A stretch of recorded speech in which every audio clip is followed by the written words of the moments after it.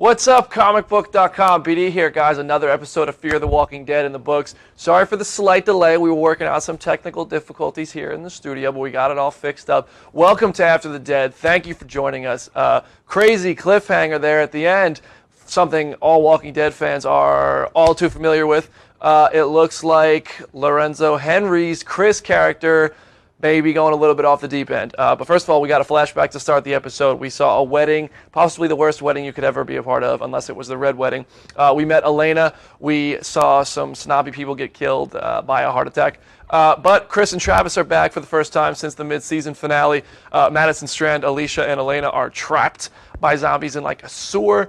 But most importantly, that episode ended with Chris shooting someone down cold-blooded on a farm. They were taking his resources. The guy was just defending his land, and Chris shot him dead right in front of his dad, and Travis ain't having it. So tonight we actually have Chris, Lorenzo James Henrie, joining us on the show. Let's bring him on right now. So we're going to get to your questions. Lorenzo, man, thank you for joining us. What's going on? Nothing much. Just getting done eating dinner. How you guys doing? I'm good, man. I just watched this episode. I know you haven't seen it yet. But you just totally took out this farmer, but we'll get to that in a second. First of all, at the beginning of the episode, it looked like Chris was showing a little bit of compassion, like he was learning to drive. He was worried about his dad's foot. Where was he like during the mid-season break until we came back? What was Chris's state of mind? I think Chris's state of mind was, he made one good decision, and that good decision was leaving the group behind.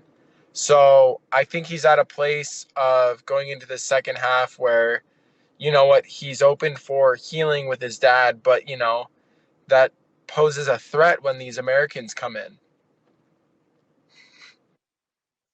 Looks like we're just going full Shane Walsh mode. And when me and you talked a few weeks ago, you said that a lot of fans come up to you and they tell you that your character on Fear reminds them of The Walking Dead's Shane.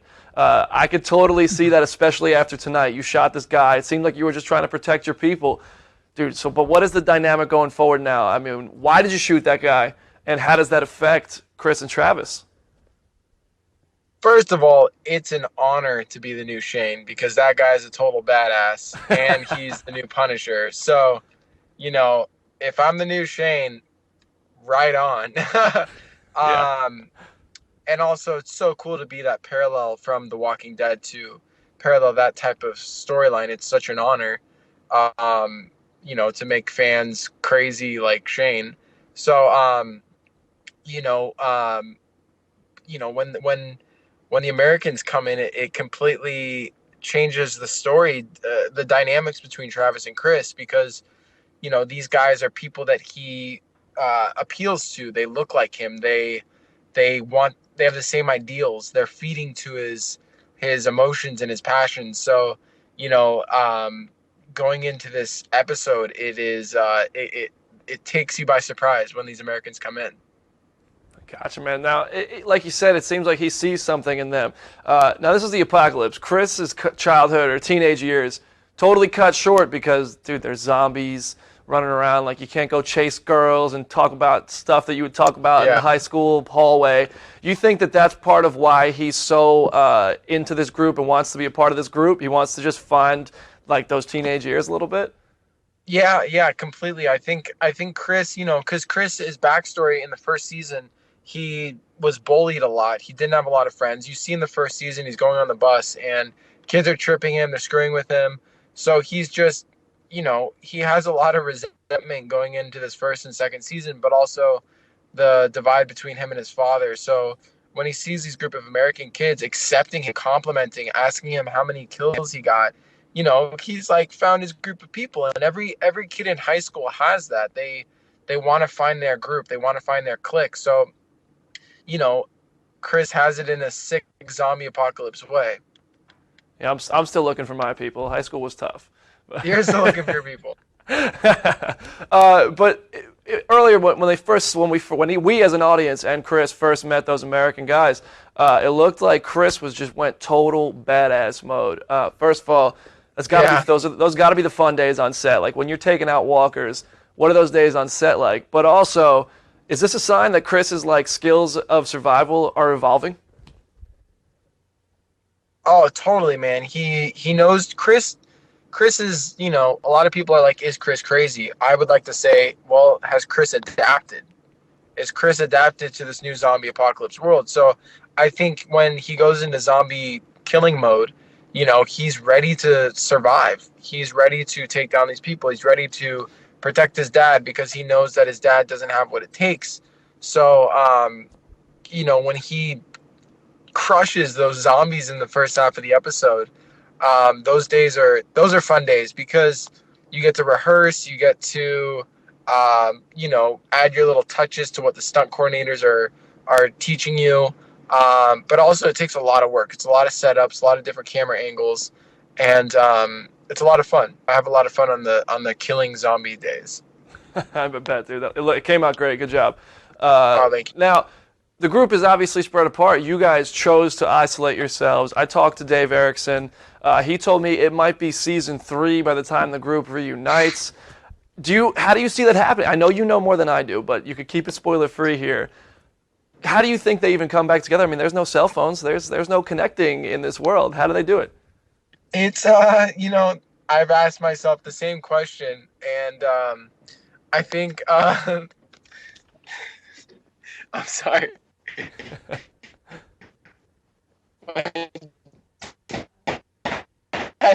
My dad's doing his dad. I'm gonna embarrass him. The dad with the cameo. Dad with the cameo. Yeah, guys. Lorenzo was nice enough to join us. They just went out for Mexican, and they haven't even seen the episode yet. So if Dad wants to make a cameo, Dad gets a cameo. Cadillac margaritas. No, I think it's gonna.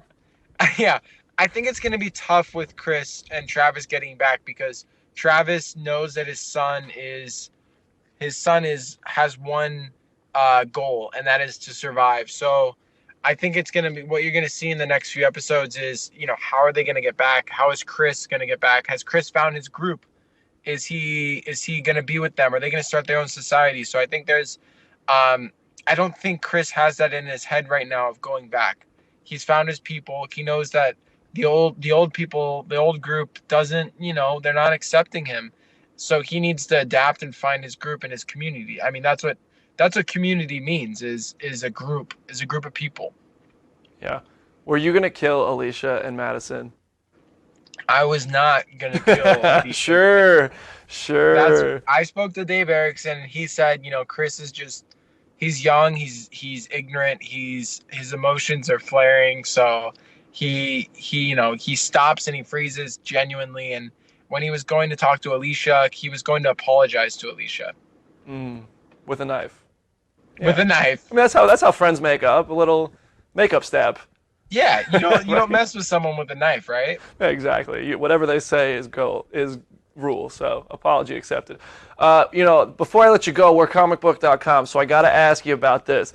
I'm hearing about this SpiderMan Homecoming role. Dude, what's going on with that? SpiderMan, I can't say anything. But you're in the movie.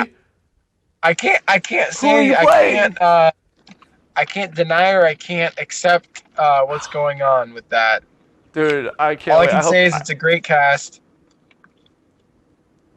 It's a great cast. Okay, fair enough. Because I'm pretty sure Lorenzo James Henrie is in it. If that's what it says on IMDb, we'll have to find out. Hey, true story. Well, good luck, man. Spider-Man, don't get on his bad side. Tom Holland, I've met the kid. He's not playing around. He's pretty badass. Cool, man. Hey, if you could play any superhero, your dream role, who would it be? I would have to play Superman. All right, cool. Well, we're going to start that campaign. Hashtag Lorenzo for Soups. Oh, yeah. All right, man. Well, I really appreciate you taking the time. I know everyone at home does as well. Great job with tonight's episode. Don't go shooting anybody over a chicken. That's all I got. Unless you're hungry, right? Yeah, I mean, hey, if you need a chicken, just hit up a farm and shoot chicken. Some protein. Well, thanks a lot, man. And thank you guys so much. I hope you enjoyed the episode, and make sure to let me know what you guys think. Oh, they'll let you know. If you guys want to talk to him, hit him up on Twitter at Lorenzo Henrie. This guy's great with his fans, so make sure you hit him up out there, people. I'm tweeting right now. He's tweeting right now. As soon as he hangs up, he's listening to your tweets. He's reading them and responding. Hit him up. And thank you, man. He's in I really Spider-Man. appreciate He's it. totally in Spider-Man. Have a good one. See you, buddy. Bye. So, Lorenzo James Henrie, he is shooting folks on farms and having margaritas with his dad. Now, that's awesome. I love this cast. I think part of what really makes us love the whole Walking Dead universe is how the cast interacts with their fans. I mean, it's what sets these shows apart, really. Well, I mean, the Walking Dead cast is on a whole different level when they're at Comic-Con and they're swarmed. But Fear the Walking Dead is a much younger show. So, I mean, but they're joining us every week. They're reading your tweets. They're taking your questions. They're all very excited about it. I have been lucky enough to talk to a bunch of them just like that and before these shows, and I think they're such genuine, talented people, so I think it's awesome that they do that. Next week, I haven't seen next week's episode yet. I'm going to watch it this week. I'll be teasing a little bit about it on the site, of course, but I haven't watched it just yet. But this weekend was Dragon Con in Atlanta, Georgia, and I went out there for the weekend. So many cosplayers. But since I was in Atlanta, I was like, hey, I should go down to Sonoy, which if you're not familiar with Sonoy, it's where they filmed The Walking Dead. And I know this is After the Dead. This is a Fear the Walking Dead show, but I know we have a lot of Walking Dead fans overlapping. So I wanted to show you guys this. I went out to Nick and Norman's for lunch. It's Greg Nicotero, Norman Reedus' restaurant, also owned by Dave Alpert and Robert Kirkman, the creator of The Walking Dead. It's down there in Sonoy, which is on the set of Woodbury. Anyway, enough of me. I'm going to explain that all to you in this video from the set of The Walking Dead. Check this out.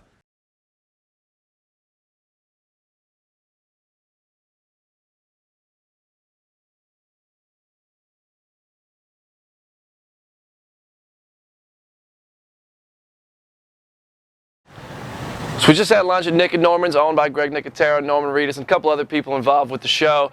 What you don't know is this is actually the Woodbury set from Season 3. Governor burned it down in Season 4, but it's still here, it's still standing. There's Walking Dead gift shops, there's a cafe, there's all sorts of stuff. People run into their favorite cast members all the time. I mean, I've had lunch with Ross Marquand in here, and I see fans come up to him and ask him for pictures and videos and all kinds of stuff, and they do it. The cast loves their fans. But what you might not know on top of that is right across the street from Woodbury is the Alexandria Safe Zone. I know it's supposed to be like 600, I don't know geography, a lot of miles away, and it's actually right across the street, but we're going to go check it out right now. Come on.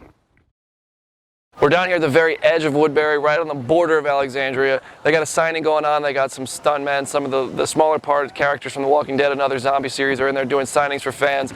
Stuff like this happens all the time down here, but right here, right behind me, you have the edge of Woodbury, and if you remember from the show, there was a train right there, and there was the trucks and everything that blocked it off right here, and they had a gate. I got to talk to the guy who runs the studio, Scott Tigschler, and he told me that they actually got it down to a science where it would take about 40 minutes in the morning to set up that blockade, and then 40 minutes to take it off, so they wouldn't be blocking traffic for too long. But enough of Woodbury, that's old news. Let's go check out Alexandria.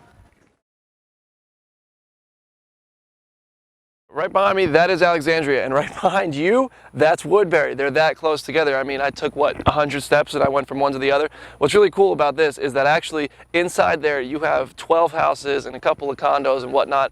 It turns out 7 of those houses are occupied by families all year round. 5 of them were built by AMC just to further sell the Alexandria look from the comics.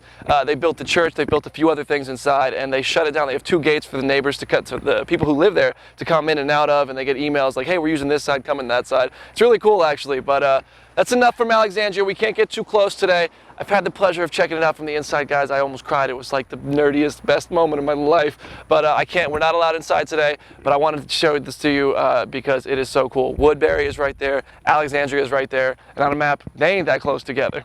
So we'll actually upload that clip to Facebook and YouTube separately from this video. I know the volume was a little bit low. It's because I am sitting here yelling, so we got to make sure our levels are all set. But we'll make sure that we upload that clip separately. If you want to watch it, I'll upload it to Facebook tomorrow morning about 8:30 a.m. I'll make sure we have it up there for you in its entirety, so you can hear it nice and loud. But yeah, we did go out to Alexandria. We were in. It's actually the point of the video is really to show you that Alexandria, the safe zone where they filmed the safe zone, is actually right across the street from Woodbury from Season 4. I mean, I think that's really funny. That's just movie magic. That goes to show you what they can do with these cameras and all the stuff that they do. It's super cool. But yeah, I won't spoil it all here. I'll upload that video as well, and if you want to watch it again, I mean, you can do that. But thank you guys so much for watching tonight. Really, I mean that. If you want to talk more, hit me up on Twitter at BrandonDavisPD. We'll be live next Sunday night, 10 p.m. Eastern Time after Fear the Walking Dead. And the reason we're able to get these guests and get your questions to them is because you guys watch this and you share it and you get our views up and all that good stuff. So please continue to share it and all that stuff. We really appreciate it. I can't thank you all enough for being a part of this show and commenting along. Love talking to you guys every week. So I'll see you actually tomorrow, Tuesday. for Comic Book Now at 1 p.m. Eastern. We'll be back on the main Comicbook.com page. We do that every weekday, and then we'll be back here Sunday night. And like I said, hit me up on Twitter at BrandonDavisBD. Follow Comicbook.com at Comic Book Now, all that good stuff. And we will have all your Walking Dead news in the meantime. Thanks for watching, everybody. See you later.